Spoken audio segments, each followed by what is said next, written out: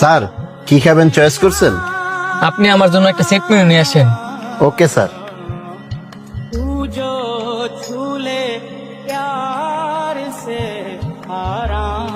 Hello মা, তুমি দি আলুর ভর্তা না দিয়ে আজকে গুস্ত দিয়ে বাড়াইছো।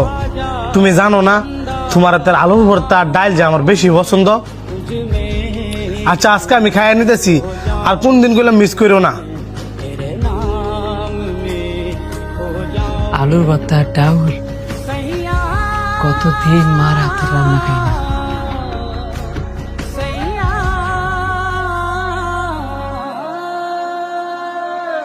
স্যার আপনার সেট মেনু।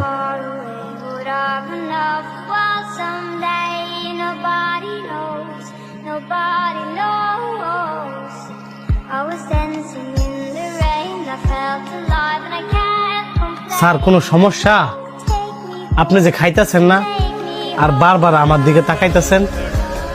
না কোনো সমস্যা না, এই খাবার আপনার মা রান্না করে দিছে না?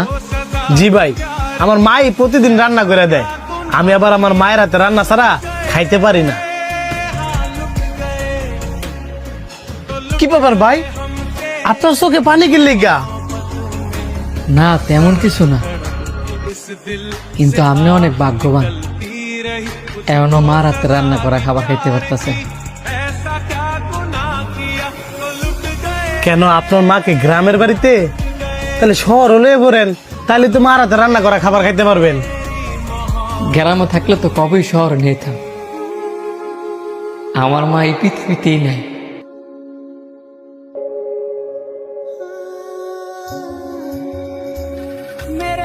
ভাই যদি একটা রিকোয়েস্ট করে রাখবেন, আপনি এই খাবারগুলা খান আর আপনার খাবারগুলো আমার দেন। আমরা তো গরিব, আপনি এই খাবার খাইতে পারবেন? কি বলেন আপনি গরিব? গরিব তো আমি। এই পৃথিবীতে যার মা আছে হ্যাঁ কখনো গরিব হতে পারে না। দেন না ভাই খাবারগুলো আমি খাই। অনেক দিন মার হাতে রান্না করা খাবার আমি খাই। দিবেন?